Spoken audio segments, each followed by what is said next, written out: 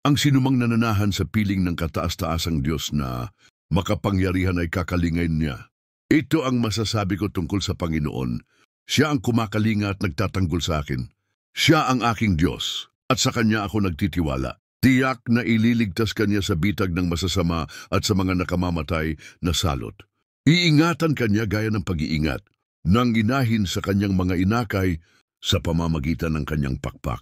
Ang Kanyang katapatan ang iyong magiging pananggalang at tanggulan, at sa gabi, hindi ka matatakot sa anumang bagay, maging sa palaso ng mga kaaway kapag sumapit ang araw, o sa sakit at mga salot na dumarating sa gabi man o araw. Kahit libo-libo pa ang mamatay sa paligid mo, wala pa ring masamang mangyayari sa iyo. Matutunghayan mo lamang kung paano pinaparusahan ang mga taong masasama. Dahil ginawa mong kanlungan ng Panginoon, ang kataas-taasang Diyos na aking tagapagtanggol, walang kasamaan, kalamidad o anumang salot ang darating sa iyo o sa iyong tahanan, sapagkat uutusan ng Diyos ang kanyang mga anghel na ingatan ka saan ka man magpunta. Bubuhatin ka nila upang hindi tumama ang iyong mga paa sa bato. Tatapakan mo ang mga leon at mga makamandag na ahas.